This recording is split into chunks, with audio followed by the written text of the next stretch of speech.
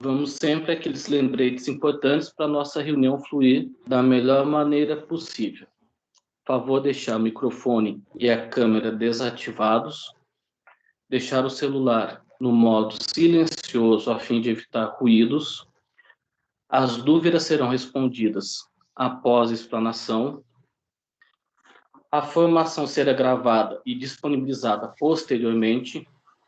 Ao final da formação, será disponibilizado um formulário para registro de participação.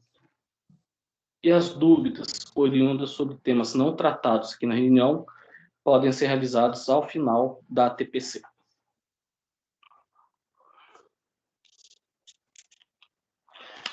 Na pauta de hoje, trataremos os seguintes temas: a interdisciplinaridade em Química, PCNP André, e o currículo de Matemática no Ensino Fundamental, PCNP Daniele Darwin.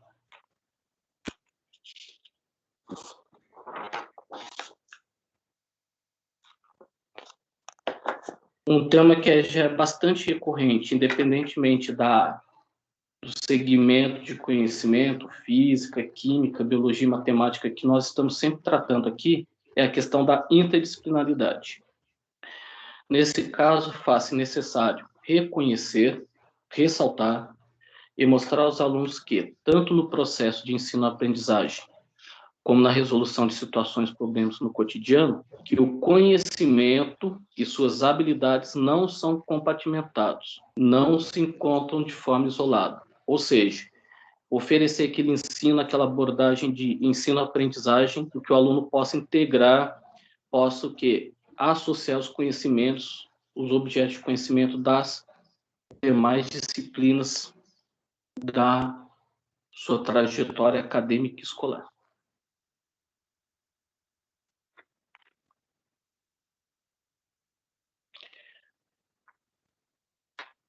O que traz a interdisciplinaridade no ensino de Química? Esse é aquele documento que nós utilizamos como referência, que está lá na IFAP, e a referência está no final aqui desse PowerPoint.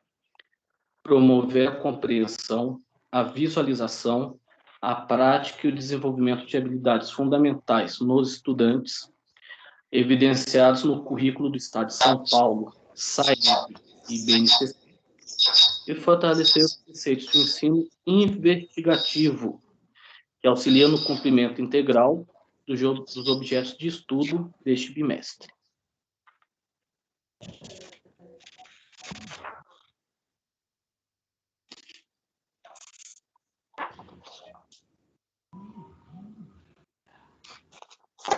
Dani, o próximo, por favor.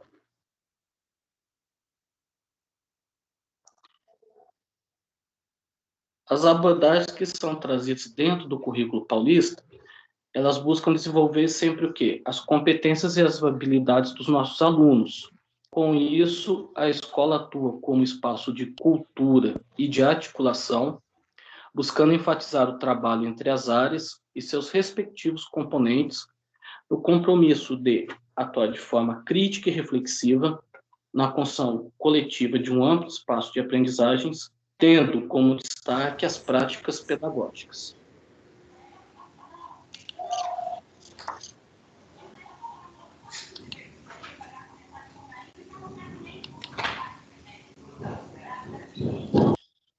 O tema que nós decidimos, e a gente fez a preparação do material nessa primeira parte, relacionado com as disciplinas de química, física, biologia e também matemática, é a questão da radioatividade. O tema proposto foi a radioatividade, os dois lados de uma mesma moeda. Próximo, Dani.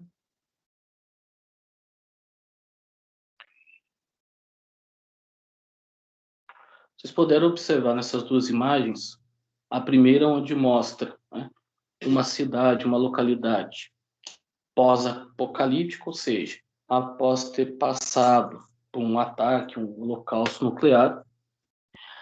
E na outra imagem, mostra uma aplicação benéfica do uso da questão da radioatividade, que é o tratamento, por exemplo, mostrado na imagem de exame de tomografia. Muito importante, assim como outras aplicações benéficas que nós encontramos no nosso cotidiano relacionado à questão de radiações. Próximo, Dani.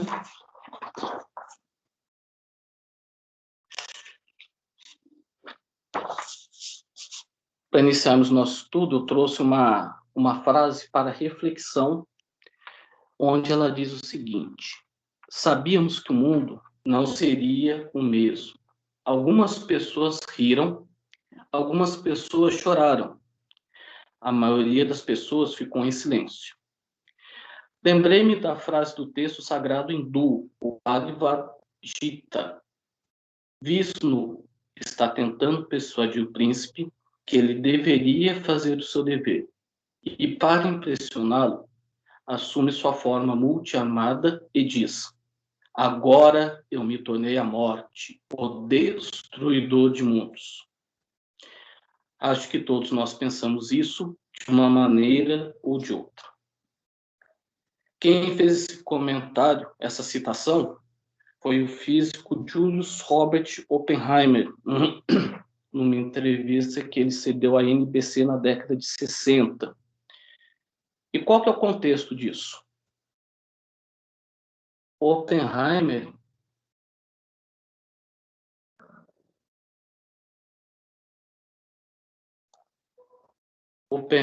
foi o chefe, vamos dizer assim, o chefe e diretor do projeto Manhattan. Esse projeto aconteceu durante a Segunda Guerra Mundial. Ele se iniciou por volta de final de 42, início de 43, e contou com a colaboração, a participação dos Estados Unidos, que foi o seu principal arregimentador, a Grã-Bretanha e o Canadá. Foram instaladas várias instalações, no total quase 250 mil pessoas participaram desse projeto, e a quantia atualizada chega na casa, algumas fontes dizem 30 bilhões de dólares e outras citam até 50 bilhões de dólares. Essa frase ele citou durante a primeira explosão do artefato nuclear, que aconteceu no deserto do Novo México em julho de 1945. Próximo, Dani.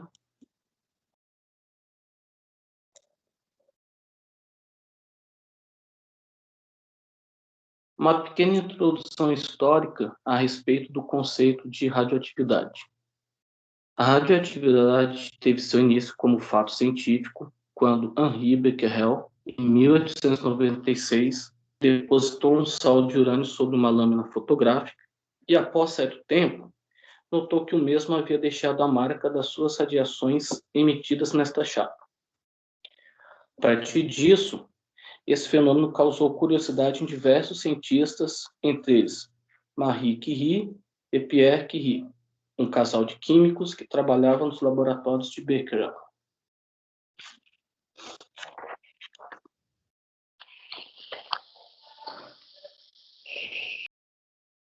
Em 1898, Marie Curie descobriu um elemento muito mais radioativo que o urânio e o nomeou de acordo com o seu país natal, chamando de polônio. A Madame Curie, na verdade, ela era natural origem da Polônia, era polonesa. Após isso, foi descoberto pelo casal Curie outro elemento ainda mais radioativo e então o chamaram de rádio. De uma maneira histórica, contextualizando, a Madame Curie foi a primeira vítima da exposição à radioatividade. Para quem tem acesso à Netflix, há um filme documentário, vamos colocar assim, chamado Radioactive, que conta justamente essa parte da história, né, da física, da química, com as descobertas do casal Curie. Lá vocês podem observar que eles, né, principalmente a Madame, fazia o manuseio, todo o trabalho com os elementos, os experimentos, muitas vezes sem até usar luvas. Tá? Justamente porque ainda não era sabido a questão desse risco de contaminação, o poder, aí vamos dizer, letal que a radiação possui. Aconselho aí um bom filme numa hora para fazer uma higiene mental, para a gente ter uma visão maior desse acontecimento histórico de grande importância. Próximo, Dani.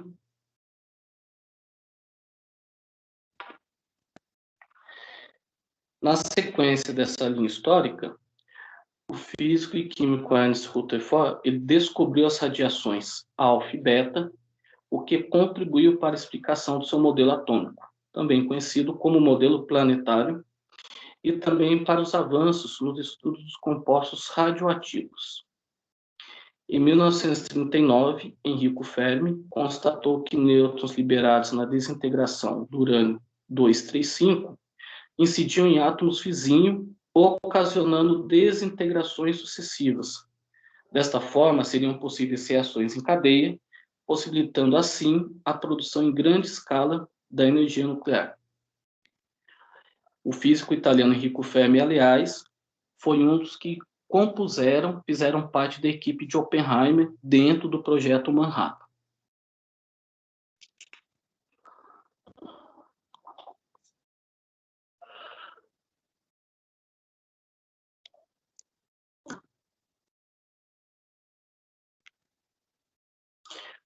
Próximo, Dani.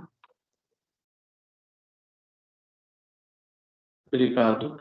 Em 1942, foi construído nos Estados Unidos da América o primeiro reator urânio 235, que foi utilizado também para a construção das bombas atômicas que atingiram primeiro Hiroshima e depois Nagasaki, causando milhares de mortes. Foi o foco, o objetivo do chamado Projeto Manhattan. Após isso, diversos outros acidentes foram ocasionados, como o de Chernobyl e o do Césio 137 em Goiânia. Se nós pesquisarmos na literatura, desde da primeira explosão e detonação do artefato nuclear no deserto do Novo México, houveram centenas, né, de explosões e também de acidentes nucleares, controlados ou não. Tá? Esses dois aqui que eu citei, Chernobyl, que ocorreu em abril de 86, na Ucrânia, na cidade de Pripyat, e do Césio, são os que tiveram mais destaque na questão a mídia internacional.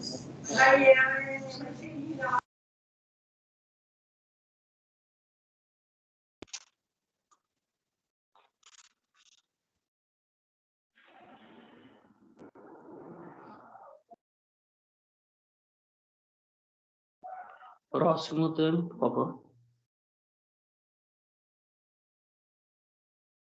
Aqui tem um pequeno compilado do projeto Manhattan, né, onde já diz que os países participantes aliados foram os Estados Unidos, a Grã-Bretanha e o Canadá. O físico Julius Robert Oppenheimer foi o diretor do projeto. Entre tantos nomes importantes, a gente cita o do físico húngaro Leo Szilard, de Enrico Fermi, físico italiano, Niels Bohr, James Chadwick, Richard Feynman e Arthur Compton.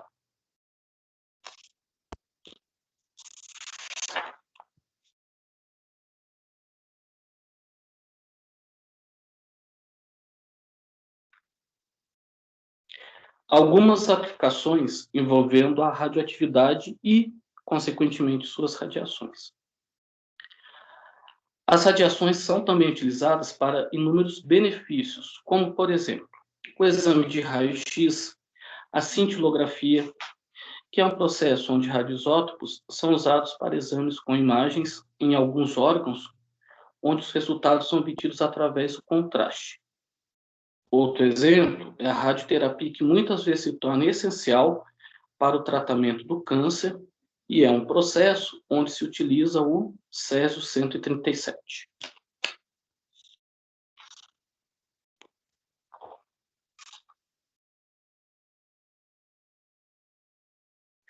O que vem a ser a cintilografia?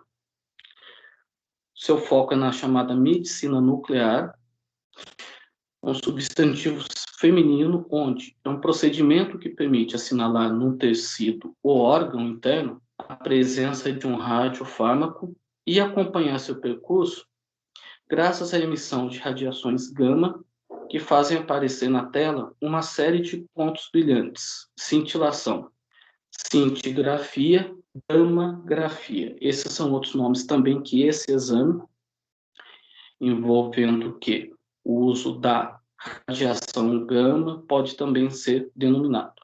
Fonte, definições Oxford Languages.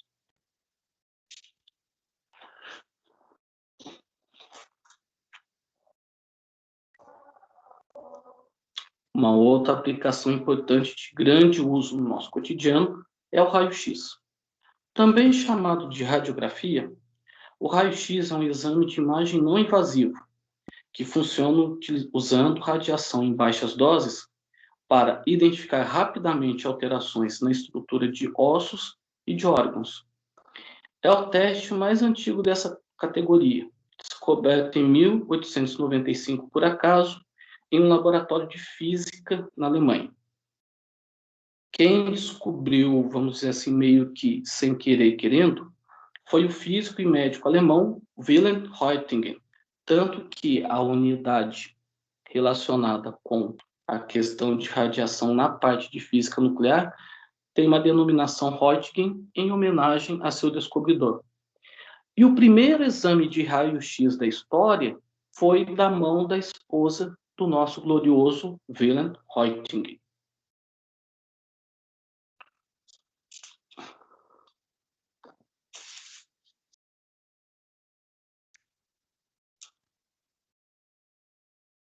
A questão da radiação envolve um debate que se arrasta desde a época dos primeiros testes de detonações atômicas até hoje. Por conta do quê? De qual que é o lado mesmo benéfico de se utilizar esse tipo de energia, essa forma de energia.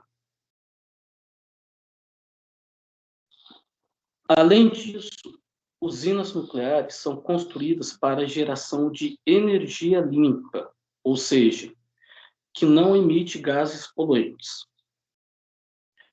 Porém, sobre essas ações entram diversos debates éticos, questionando até que ponto isso seria realmente bom.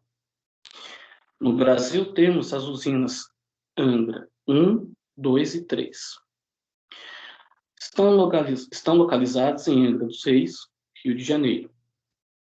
A primeira começou a funcionar em 1984 e ela é operada pela Eletrobras Eletronuclear. As outras estão em operação e construção, respectivamente. No atual sistema Angra, funcionam a parte das usinas Angra 1 e 2. Angra 3 ainda existem partes principalmente relacionadas à aquisição e colocação de componentes eletrônicos de controle para que ela possa estar operando de fato.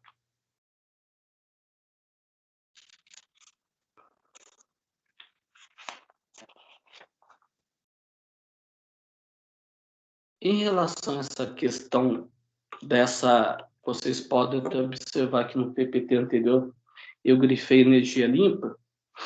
Nós vamos ver um trecho aí de um vídeo falando sobre o acidente de Goiânia, que aconteceu em setembro de 1987 e foi retratado na época por toda a mídia mundial, pois estava bem próximo, né, há cerca de 1 ano e 3 meses, do principal acidente nuclear da história, que aconteceu em Chernobyl, na cidade ucraniana de Pripyat.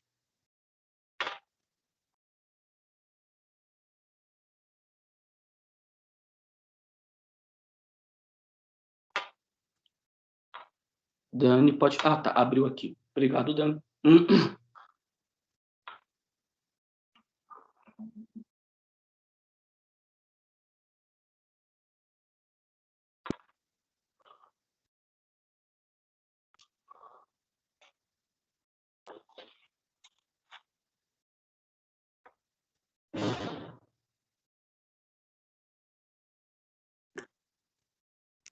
Só para saber, vocês ouviram o som? Aqui para mim ainda não, Dani.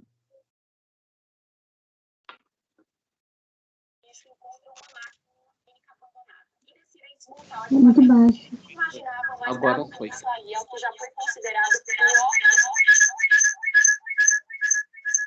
Ouviu? Tá saindo o som aqui, Dani. Feche seu microfone, por favor.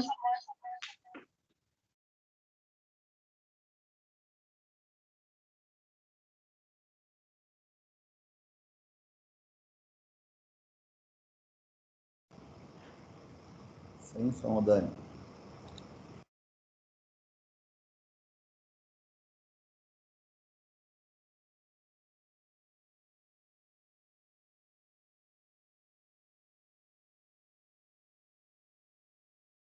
Continua mudo.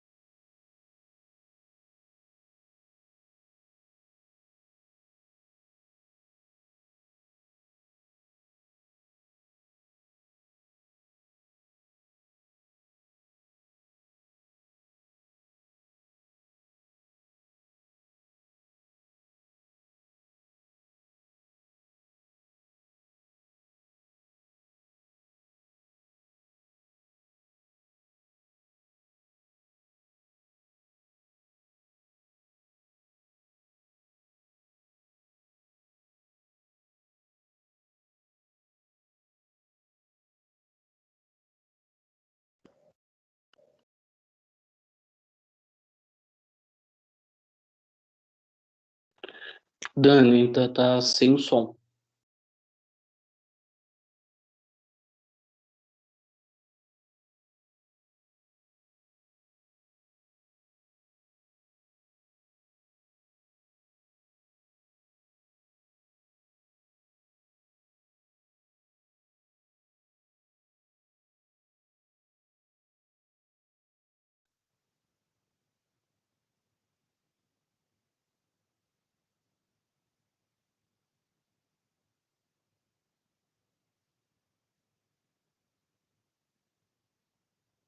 Dois catadores de lixo encontram uma máquina em uma clínica abandonada e decidem desmontar o equipamento. Eles nem imaginavam, mas davam início ali ao que já foi considerado o pior desastre nuclear do mundo desde Chernobyl, um ano antes, e o maior acidente radioativo da história fora de uma instalação nuclear. Meu nome é Camila Veras Mota e hoje eu vou voltar com você lá para setembro de 87, o ano em que um pó radiante com brilho azul, bonito como glitter, causou uma tragédia sem precedentes. Os dois homens, Wagner Pereira e Roberto Alves, retiraram a parte superior da máquina, que era uma unidade de radioterapia usada para tratamentos contra o câncer, e a levaram para casa em um carrinho de mão. Um relatório publicado um ano depois pela Agência Internacional de Energia Atômica registrou o que aconteceu em seguida.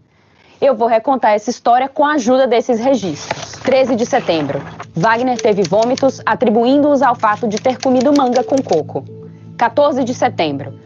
Wagner teve diarreia, tonturas e começou a ficar com uma das mãos inchadas. 15 de setembro. Wagner procurou assistência médica. Os sintomas foram diagnosticados como uma reação alérgica causada por alguma coisa que ele comeu. Eles usaram chaves de fenda para abrir a pesada caixa de chumbo. Dentro, havia um cilindro que continha 19 gramas de césio-137, uma substância altamente radioativa. Ele é usado no tratamento de câncer e fica protegido por chumbo dentro do equipamento. No tratamento, uma espécie de janela se abre no interior da máquina para que o paciente receba uma dose controlada daquela radiação. Os homens venderam a cápsula para um ferro velho, propriedade de Devair Ferreira. 18 de setembro.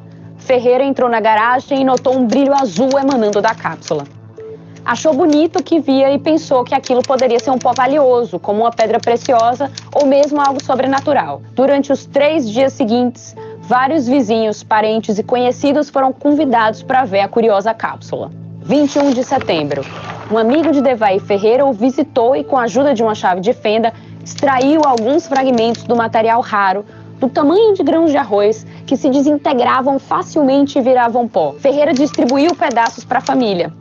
Houve vários casos de pessoas que esfregaram o pó radioativo sobre a pele, como fariam com o brilho usado na época do carnaval. 24 de setembro.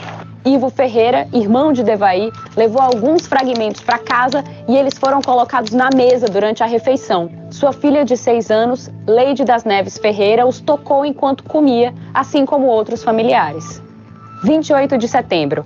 A essa altura já tinha muita gente doente e todas dividiam os mesmos sintomas: diarreia, vômitos, febre alta e queda de cabelo. A primeira pessoa a suspeitar que a cápsula com o pó brilhante estaria por trás disso foi Maria Gabriela Ferreira, mulher de Devaí, dona do Ferro Velho. Sueli de Moraes, uma vizinha que também foi contaminada, contou à BBC o que aconteceu.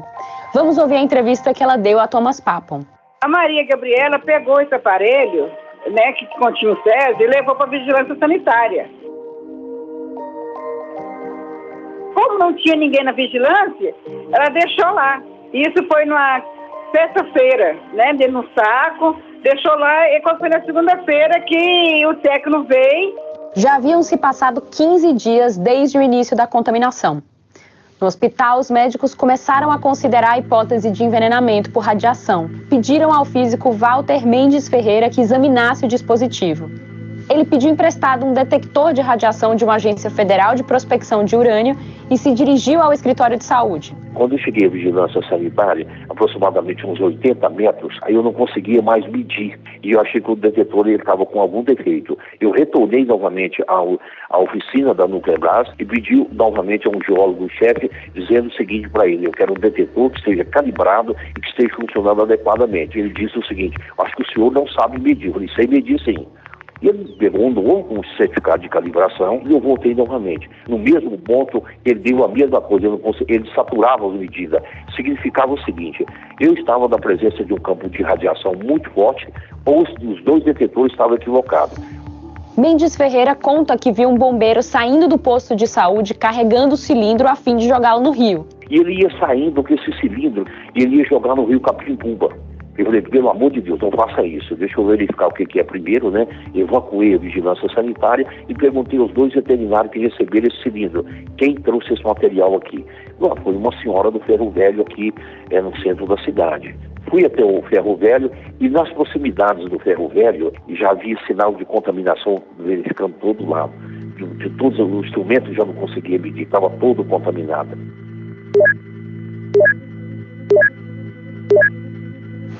Goiânia, a peaceful country town far from any nuclear power station, is now learning to live with men in plastic boots and Geiger counters. These people are frightened of an unseen enemy, radiation. 58 are known to have been contaminated. Hundreds more may well be at risk. The deadly product was distributed to various parts of the city by unwilling carriers attracted by its glow. No total, mais de 110 mil pessoas foram examinadas. Verificou-se que 249 delas tinham níveis expressivos de material radioativo em seus corpos. Entre as fontes de contaminação, o cachorro da família Ferreira, Sheik. Veja nessa reportagem da BBC da época.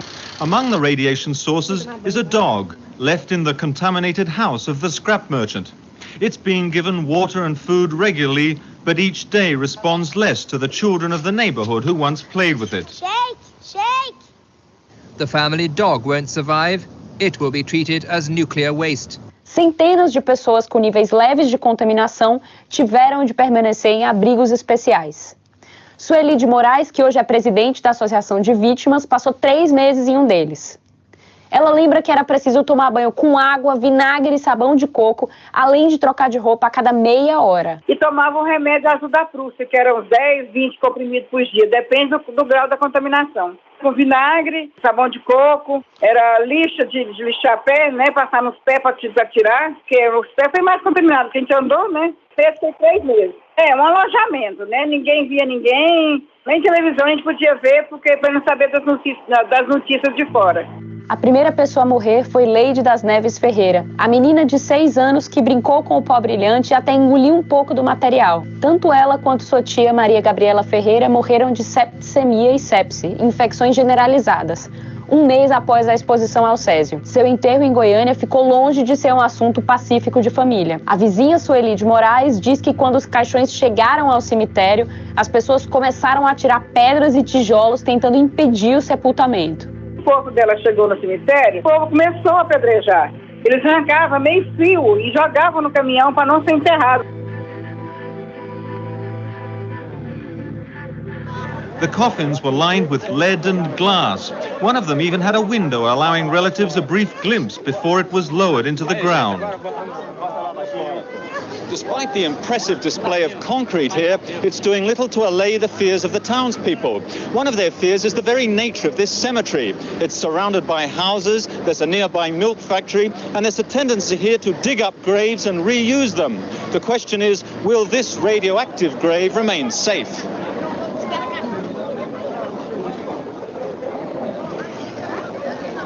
Essas pessoas, antes de ser enterradas, antes de falecer, todas elas foram descontaminadas. Ela não tinha nenhuma contaminação. Fizeram por precaução à época, enterrada, como se diz, num caixão de chumbo, para evitar pânico generalizado. E, ao contrário também, isso gerou pânico, né? Gerou um pânico generalizado da cidade, que ia contaminar cemitério, essa coisa toda, e não era verdade. É muito complicado. As outras 2 vítimas fatais foram homens que trabalhavam no ferro velho. Incrivelmente, os catadores de lixo Wagner Pereira e Roberto Alves sobreviveram, assim como o proprietário do ferro velho, Devair Ferreira. Muitas outras vítimas foram salvas pelo tratamento que receberam no hospital. Foram demolidos o ferro velho e dezenas de casas. Centenas de objetos de refrigeradores, sofás, o pavimento de ruas inteiras, veículos e até mesmo árvores e animais foram destruídos e descartados como lixo nuclear. A truckload of nuclear waste on its way out of town. O desastre em Goiânia produziu cerca de 6.000 toneladas de resíduos, recolhidos e enterrados em um centro especialmente preparado a 20 quilômetros da cidade. Em 1996, 5 pessoas ligadas à clínica que havia sido abandonada, a máquina de radioterapia, foram condenadas a 3 anos e 2 meses de prisão por homicídio. A pena foi reduzida depois a serviços comunitários. 4 pessoas morreram por causa do desastre.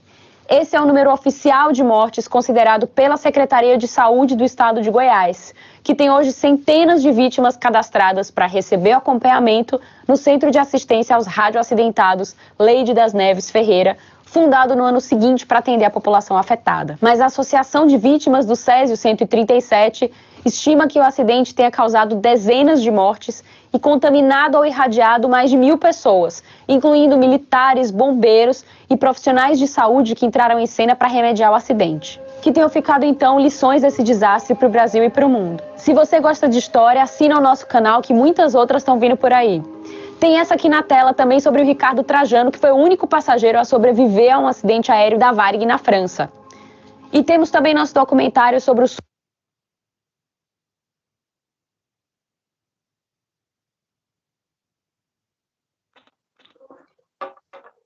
Bem, como nós visualizamos aí no vídeo da BBC, um dos grandes transtornos, ou no caso a gente pode dizer o maior, quando a gente trabalha, quando a gente manuseia elementos radioativos, relacionando a questão de como vão ser eliminados, como vão ser tratados os chamados resíduos radioativos.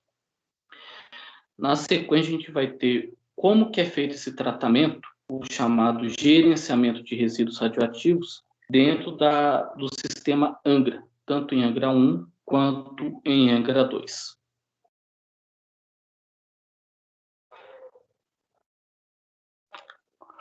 Próximo, Dani, por favor. O que é feito com os resíduos radioativos? Gerenciamento de resíduos. A eletronuclear está em processo de implementação de uma unidade de armazenamento complementar de combustíveis irradiados na central nuclear de Angra. A unidade de armazenamento complementar a seco, UAS, como é chamada, será erguida em uma área localizada dentro da central nuclear, entre Angra 2 e o canteiro de obras de Angra 3. A UAS terá capacidade de abrigar mais de 480 combustíveis irradiados, podendo ser expandida no futuro.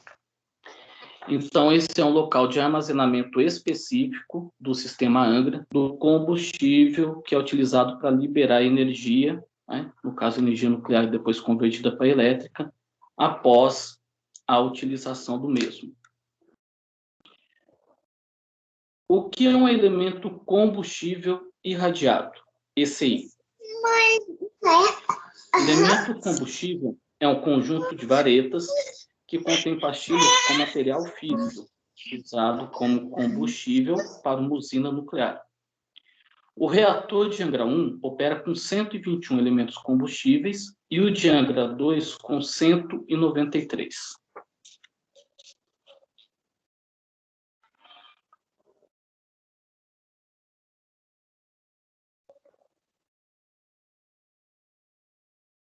Dani, próximo, por favor. Pode passar isso também. Elemento combustível irradiado, ECI, é o elemento já utilizado no reator e que não apresenta mais condições de gerar energia economicamente viável. Um elemento combustível permanece no núcleo do reator por um período de 3 anos, para cada ciclo de 1 ano, e depois é substituído por um elemento combustível novo. Então, basicamente, a vida útil desse elemento dentro do reator, no caso, prevalece um ciclo de 3 anos. Gerenciamento de resíduos, armazenamento dos ECIs. Os ECIs são armazenados inicialmente em racks instalados dentro das piscinas existentes em Angra 1 e 2. As piscinas possuem um sistema de troca de calor que permite remover o calor residual gerado pelos combustíveis armazenados. Acima dos elementos combustíveis, há uma camada de aproximadamente 7 metros de água borada, que tem a função também de blindagem para reduzir a radiação a níveis adequados, para que os operadores da usina que trabalham ao redor da piscina. Após o esgotamento das piscinas, os ECIs irradiados têm que ser transferidos para outras unidades de armazenamento.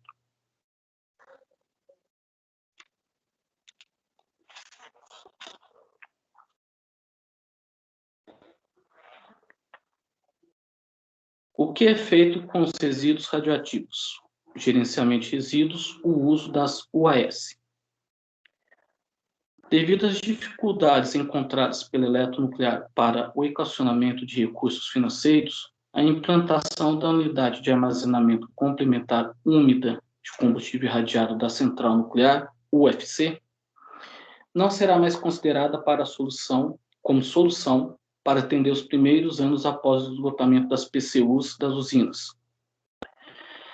A solução será a construção de uma unidade de armazenamento complementar a seco, UAS, de combustíveis irradiados, em dispositivos especialmente projetados, construídos e licenciados para essa medida.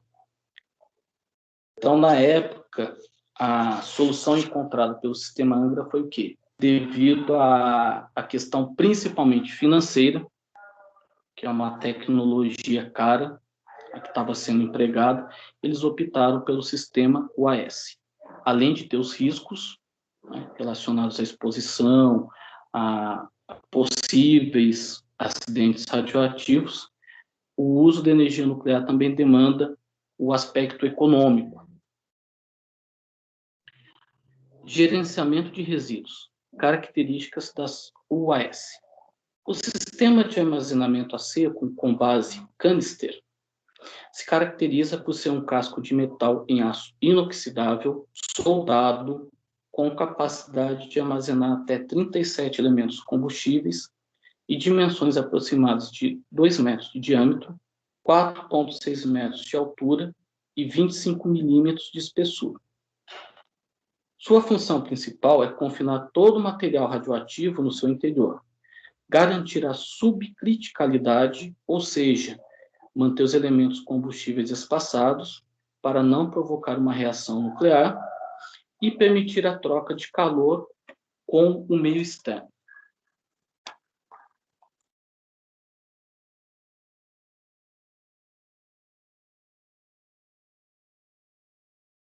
O canister é envolvido por um casco de transferência construído em aço carbono de 300 milímetros de espessura, que tem funções de blindagem radiológica e estabilidade estrutural durante as operações de carregamento, descarregamento e movimentação entre as piscinas das usinas e a UAS. Módulos de armazenamento envolvem o canister e o casco de transferência. Constituídos de concreto e aço, com espessura de 70 centímetros, esses módulos têm a função de garantir a proteção física e estrutural e a blindagem radiológica, além de promover a troca de calor entre o meio externo e o canister.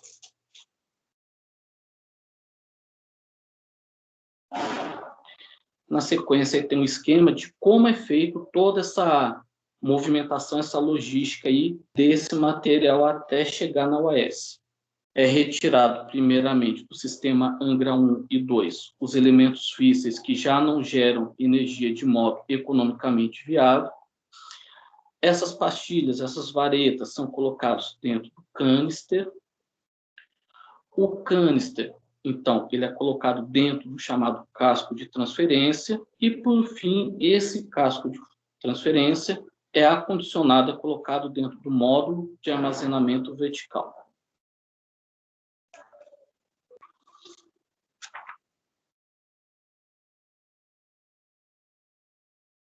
No próximo slide, a gente tem a dimensão, como que fica o espaço desse armazenamento aí, desses módulos. No caso, aí, a gente tem a imagem de uma parte aí do armazenamento das UAS dentro aí do sistema Angra.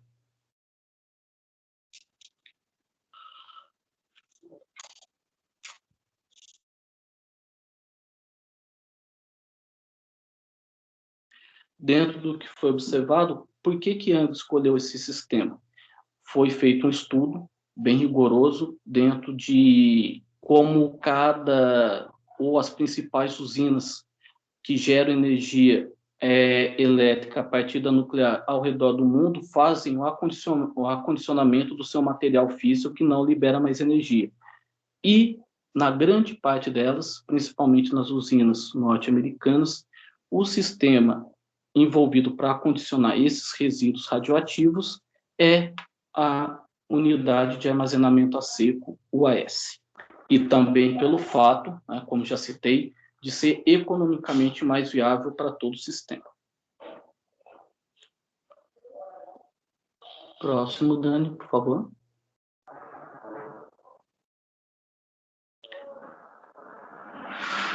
Dentro do gerenciamento de resíduos, o que são feitos com os resíduos sólidos, que em maior parte provém da atividade envolvendo as usinas nucleares. A indústria nuclear é uma das poucas atividades com interferência humana que tem capacidade para controlar totalmente os rejeitos que produz. Devido às características do material radioativo, a Eletrobras Eletronuclear armazena e controla em tempo integral os rejeitos das usinas de Angra.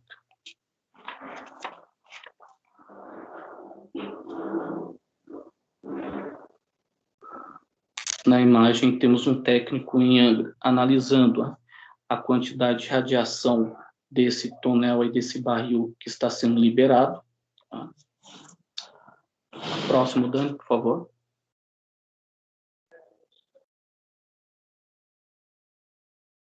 Dentro de uma usina nuclear, como que é feito esse tratamento desse resíduo sólido?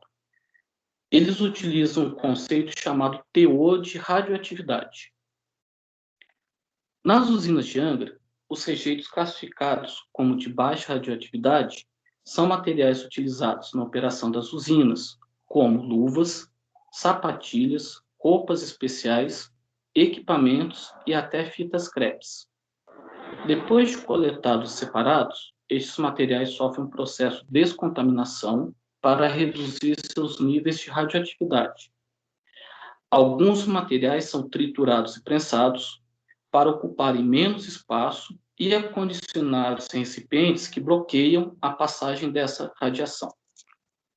Então, basicamente, toda a roupa que os funcionários, operários utilizam, operadores, né, fita crepe, como ele citou, as luvas, sapatilhas de uso mais cotidiano, eles são classificados como materiais de teor de radioatividade pequeno. Já os resíduos de média radioatividade, próximo dano, são compostos de filtros, efluentes líquidos solidificados e resinas que são acondicionados em uma matriz sólida de cimento e mantidos dentro de recipientes de aço apropriados, que foi que a gente citou agora há pouco na questão da UAS, a unidade de armazenamento a seco. Com o passar do tempo, esse material perde a radioatividade, mas até lá tem de ser encapsulado e armazenado em depósitos isolados e monitorados.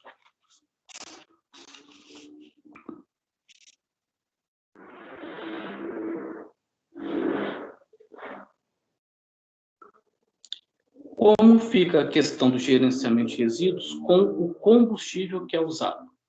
Os elementos combustíveis usados na geração de energia termonuclear ainda guardam muita energia. Como podem ser aproveitados no futuro, depois de reprocessados, não podem ser considerados rejeitos. Mas, enquanto isso não ocorre, os elementos combustíveis já utilizados na geração de energia ficam armazenados em piscinas especiais, foto maior dentro dos prédios de segurança das usinas.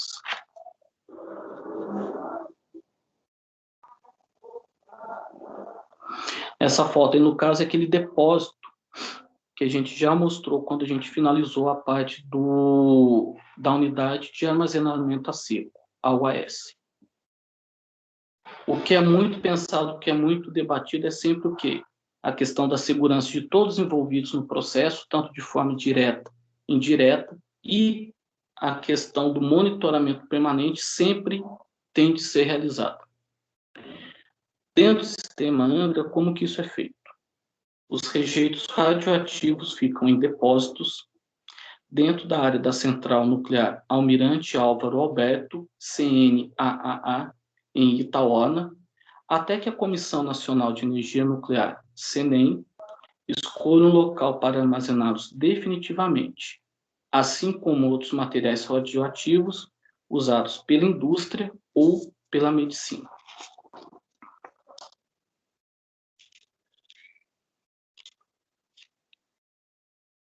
Aqui na imagem a gente mostra um depósito aí que é feito, e esse lixo, né, esse rejeito radioativo, está aguardando a liberação dos órgãos competentes para ser definitivamente acondicionado.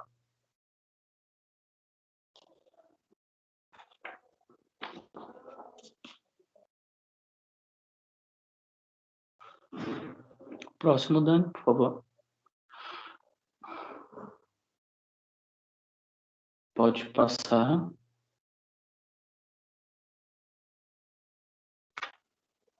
Além de todo o cuidado na manipulação e armazenamento de rejeitos radioativos, a Eletrobras Eletronuclear tem um programa de monitoramento permanente dos níveis de radiação do ar, da terra e da água em torno da CNAAA, que é acompanhado por universidades, institutos de pesquisa, IBAMA, CNEM então. e Agência Internacional de Energia Atômica. Esse programa constatou que o funcionamento das usinas nucleares de Angra não alterou os níveis de radioatividade do meio ambiente.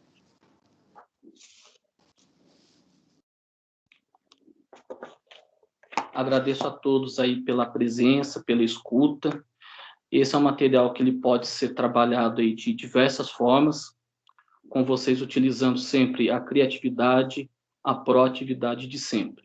Um bom dia a todos. Passo a palavra agora para PCNP Daniele Davi. Obrigado, Dani.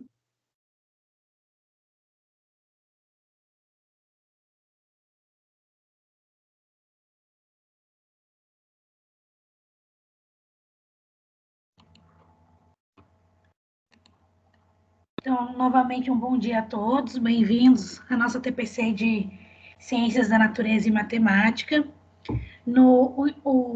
Nós vamos começar a fazer um trabalho de estudo do currículo de matemática dos anos finais e, posteriormente, do ensino médio.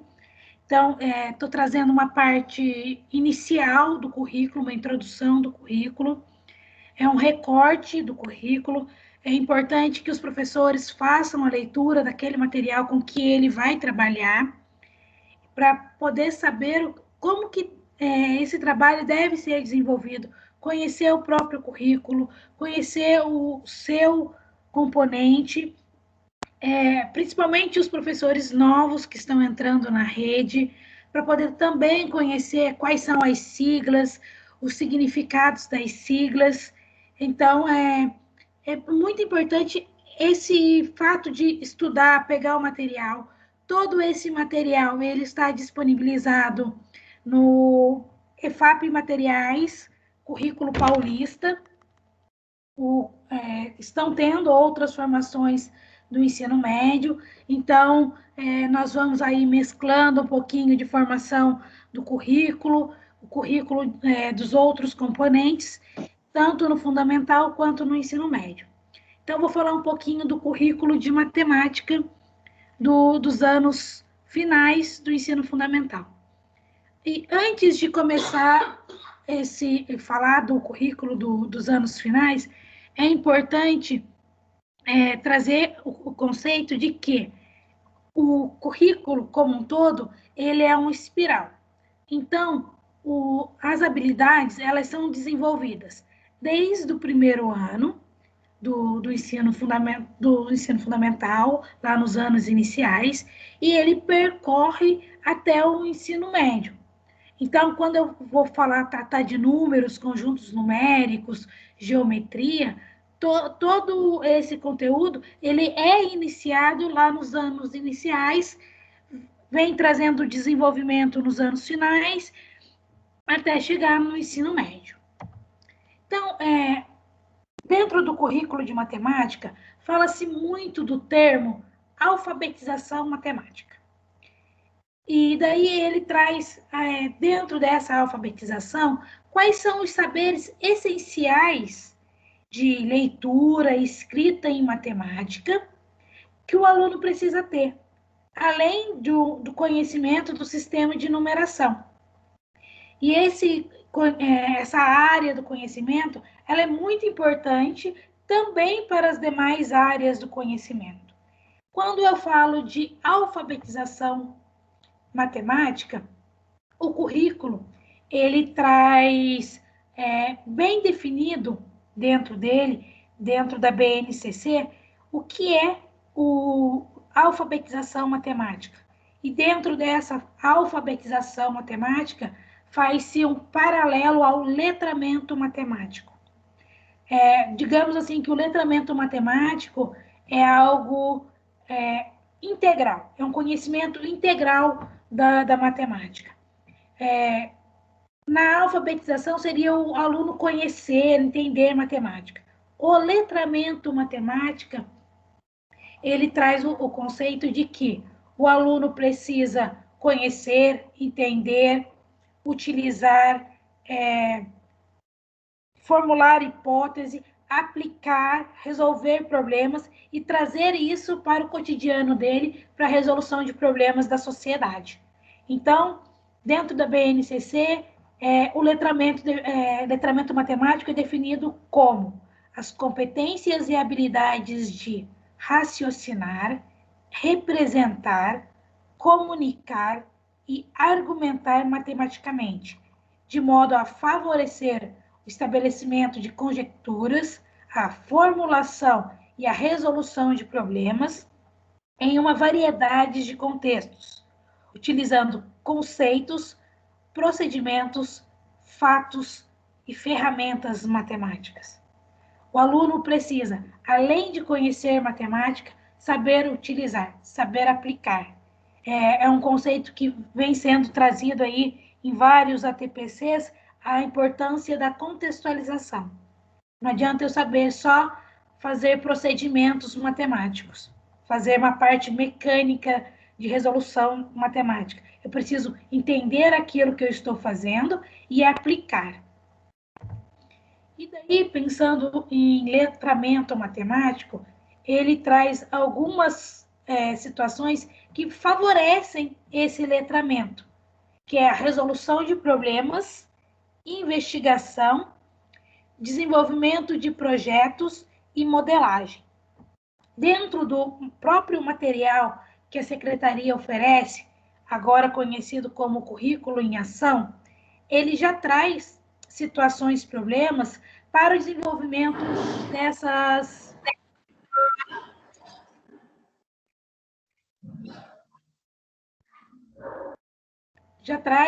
atividades, situações, problemas, as trajetórias hipotéticas para o desenvolvimento do letramento matemático, considerando esses itens que eu falei. Por falar esses itens, quando o professor pega o material, ele pode ficar desesperado como trazer, além do material, mais esses temas para a aula. E daí já deixo que dentro do material do currículo já são fragmentados entre esses métodos e também a competência socioemocional, que não está diretamente indicada aqui, mas também é um fator importante. E daí, falando um pouquinho sobre resolução de problemas, é um tema que tem sido bastante abordado pela Secretaria de Educação. Vocês que estão aí acompanhando as formações de ATPC pela EFAP, os materiais que têm vindo para os coordenadores, que são as pautas lá previamente elaboradas, são pautas que têm trazido bastante a resolução de problemas. Na semana B, que é a semana que fala sobre o aprender sempre, também vem tratando resolução de problemas, técnicas. Uma autora que fala bastante sobre resolução de problemas é a Onushi. Então, são oportunidades para os professores retomarem o conhecimento, retomarem o que foi trabalhado aí nas outras ATPCs. Dentro do repositório está disponível essas gravações para aqueles que não conseguiram acompanhar, retomar e fazer e acompanharem, verem essas formações que foram realizadas. A resolução de problemas, ela pode ser uma metodologia ativa, ela é uma metodologia ativa e ela pode ser utilizada tanto no modelo híbrido quanto no modelo tradicional. Tradicional no sentido de estar ali de forma presente na sala de aula ou quando nós retornarmos com os nossos alunos. Ela favorece o desenvolvimento do pensamento e ela tem a ideia dela que ela faça uma perspectiva de diferentes situações. Então, ela traz ali uma situação e são desenvolvidas estratégias para essa resolução. E dentro desse tratamento da matemática, tem também a modelagem matemática, que ela traz uma conceituação bastante de mão na massa.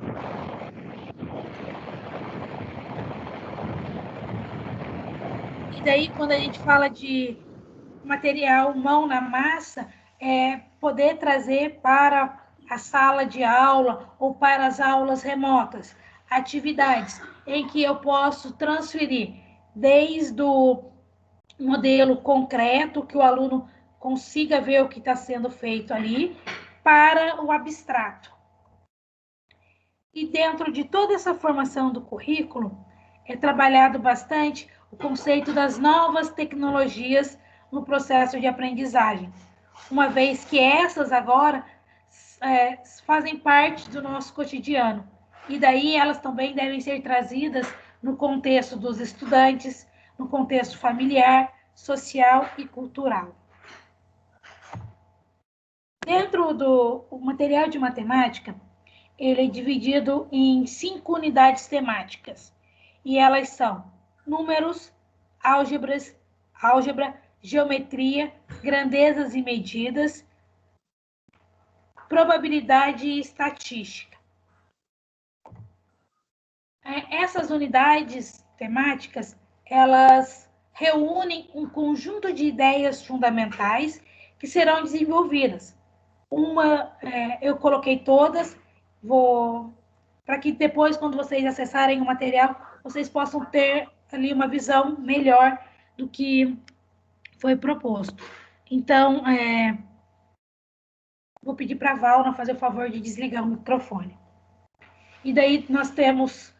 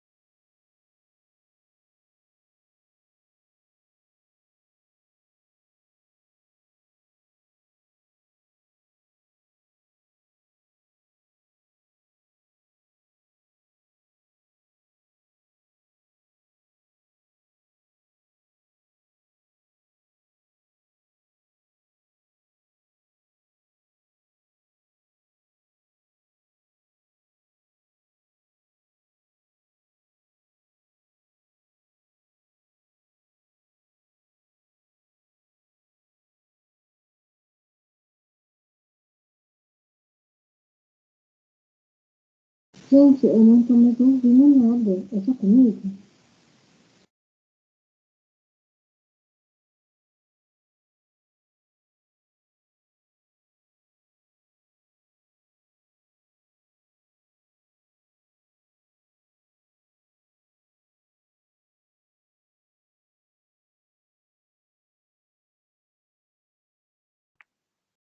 Para mim também está mudo.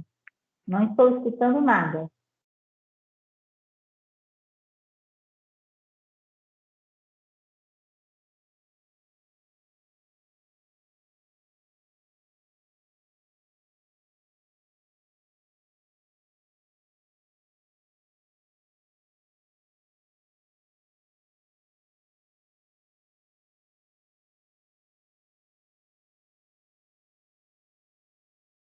Solta, mudou.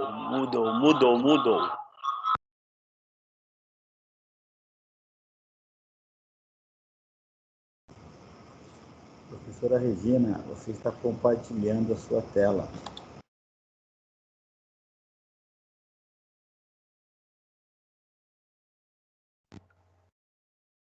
Oi.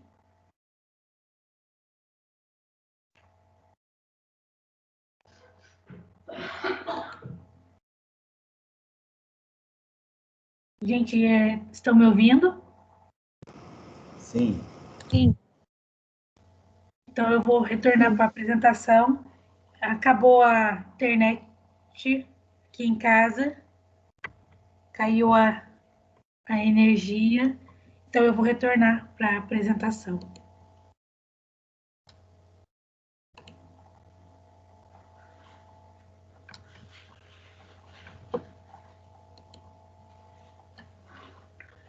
Então, nós estávamos falando dos 5 eixos temáticos, unidades temáticas de matemática, números, álgebra, geometria, grandezas e medidas, probabilidade e estatística, e dentro deles, essas unidades, elas trazem aí um conjunto de ideias fundamentais, onde equivalência vai trabalhar lá as questões dos números racionais, equações, áreas ou volumes, questão de ordem dentro dos conjuntos numéricos, uma construção de algoritmos, proporcionalidade, trazendo frações, razões e proporções, semelhança de figuras, grandezas diretamente proporcionais e também inversamente proporcionais.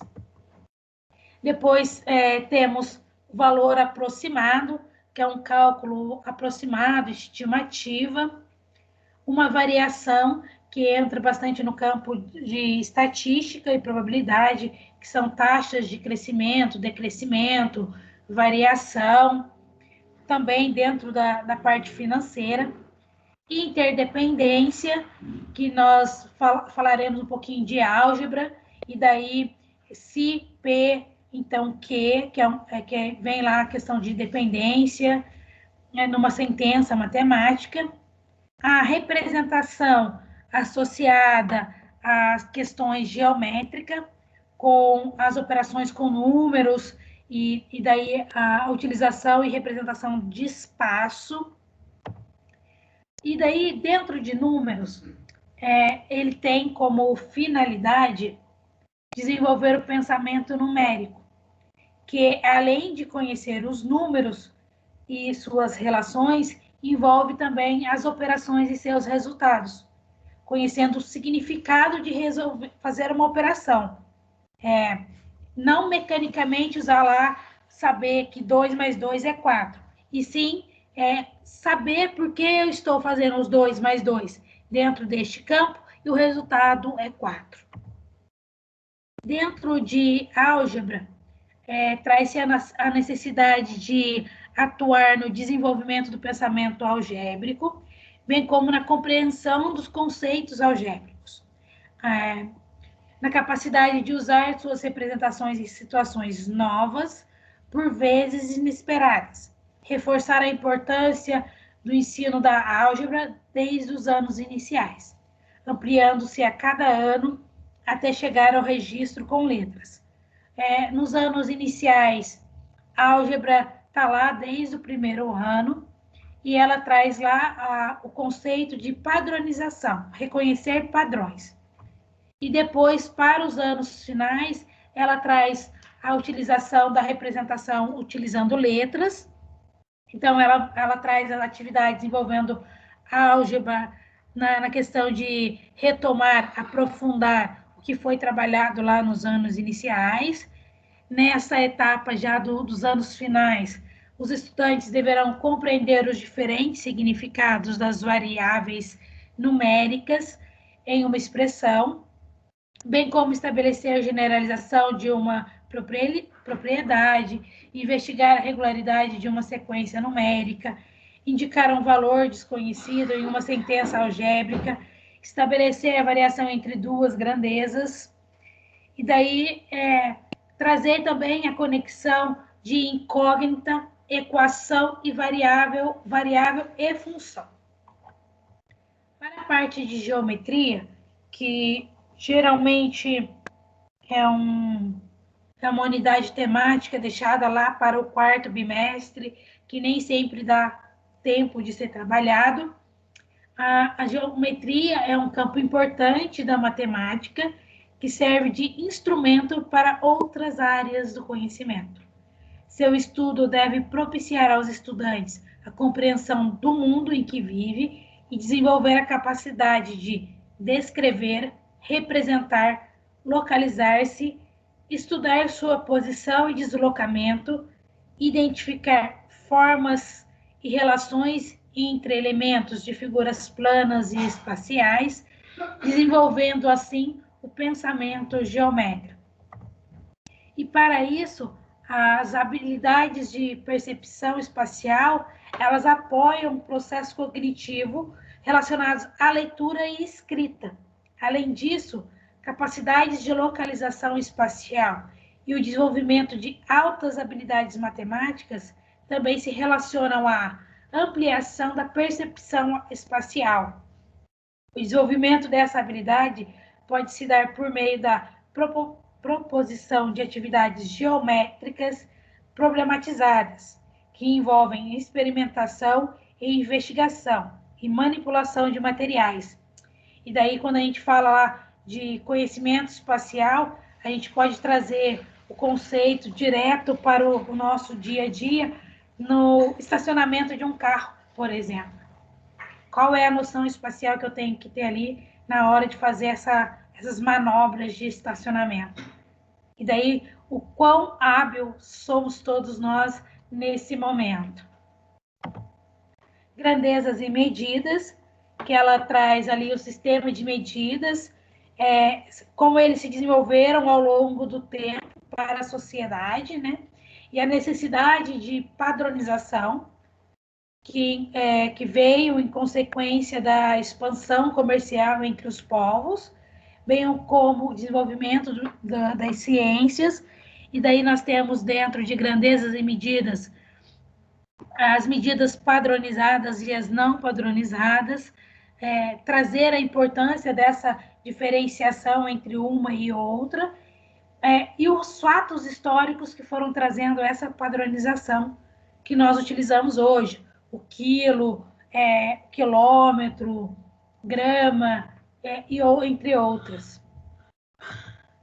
E daí, para os anos finais, espera-se que os estudantes reconheçam e calculem, por meio de expressões, comprimento, área, volume, grandezas associadas a figuras geométricas e que consigam resolver problemas envolvendo essas grandezas, além de relacionar também grandezas não geométricas, como densidade, velocidade, energia, potência, entre outras.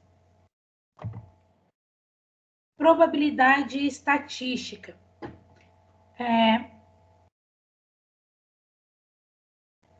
Parte das informações trazidas pela mídia é apresentado em forma de tabelas e gráficos, portanto, é indispensável para o letramento matemático, que traz aí o conceito de entender matemática e poder analisar o que está sendo trazido, que os estudantes desenvolvam os conhecimentos necessários para a leitura e interpretação de dados, e ainda saibam construir uma tabela ou um gráfico que melhor represente os dados.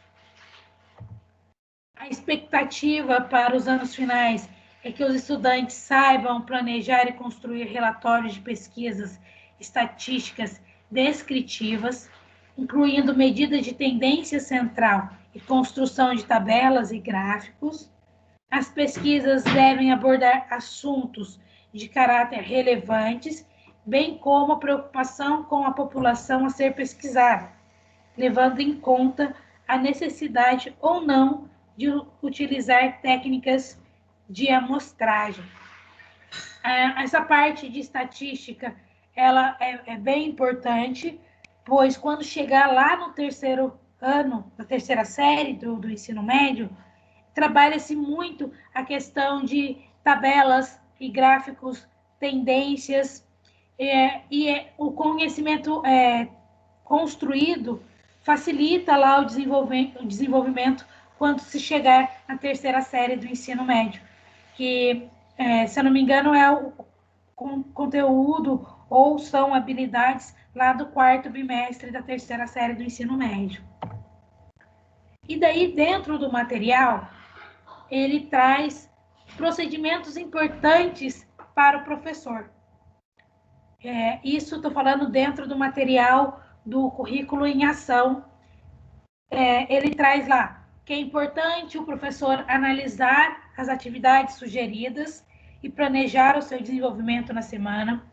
O currículo em ação, ele traz lá uma conversa inicial, desenvolvimento, a avaliação. Então, o professor pega lá o caderno do professor e faz a leitura, lembrando que dentro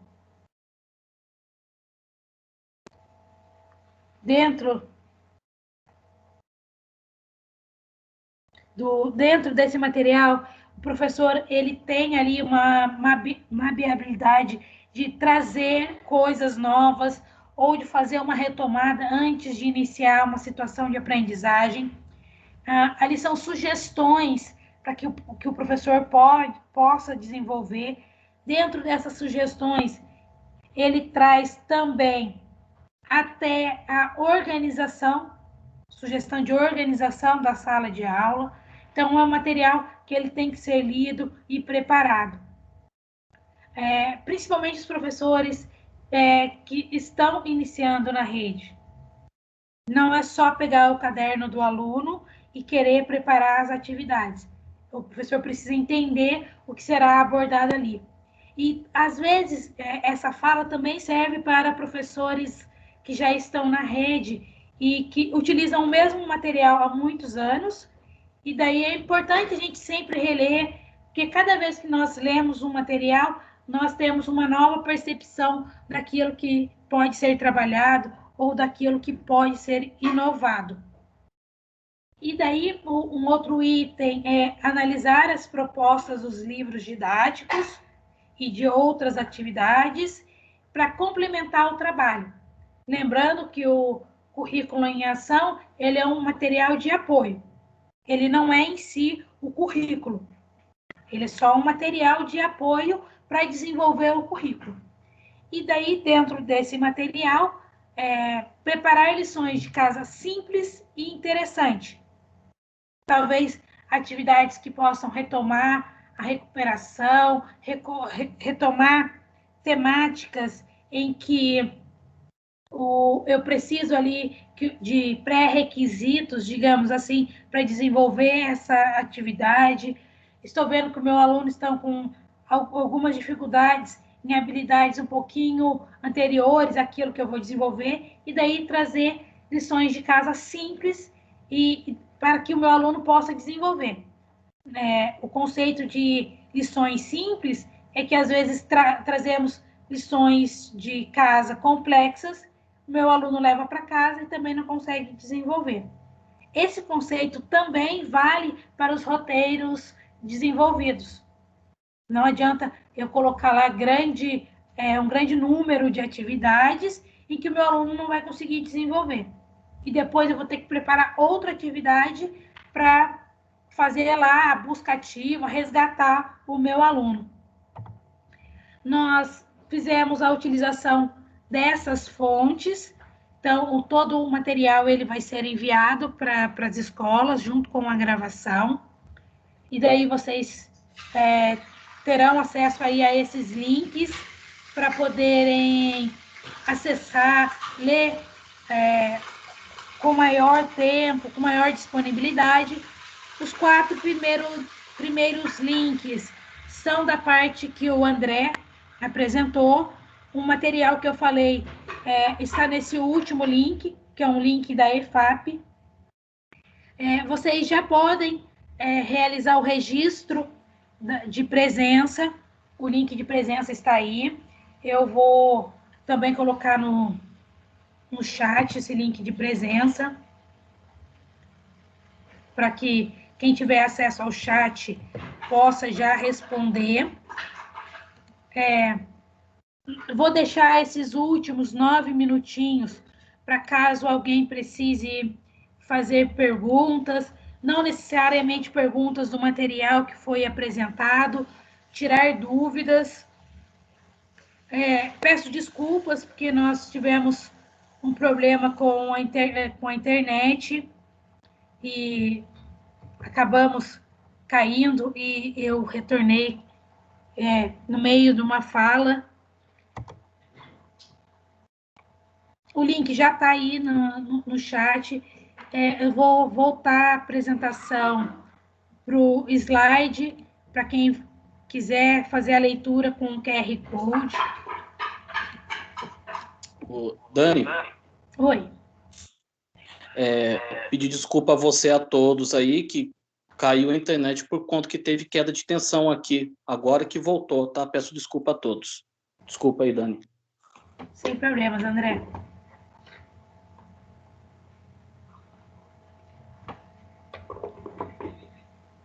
Então, está aí na tela o link para registro de presença.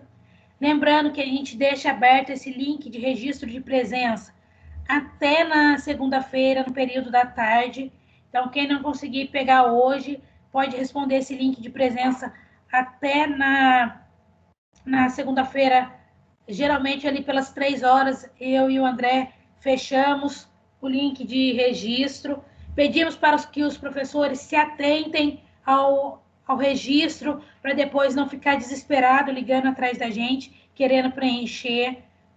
O registro, o link está aberto de agora até segunda-feira, às 3 horas. Então, podem fazer com calma, tem tempo aí para vocês fazerem. O material e as gravações, assim que nós tivermos o link da gravação, nós já enviamos para as escolas, para que os professores possam assistir no período da tarde. Se alguém tiver dúvida, pode abrir o microfone, fazer a pergunta, pode colocar a pergunta lá no chat. Eu agradeço a presença de todos, e daí nós finalizamos a TPC.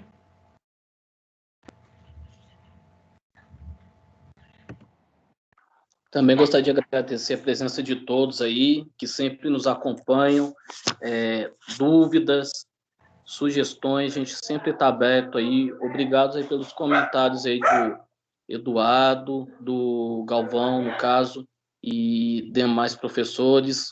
A gente está num trabalho em conjunto. O que precisar de nós, tanto da área de ciência da natureza como o núcleo pedagógico no geral, estamos sempre de portas abertas, pois a gente reconhece o trabalho de vocês, é um trabalho primoroso.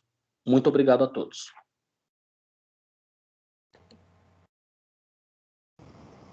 Obrigado também, André. Dani. Obrigado, seu Galvão. Um abraço. Daniele, bom dia. Professora Inaê, tudo bem? Bom dia, eu te ouço, mas muito baixo. Ah, tá. Agora tá um pouquinho melhor? Tá ótimo agora.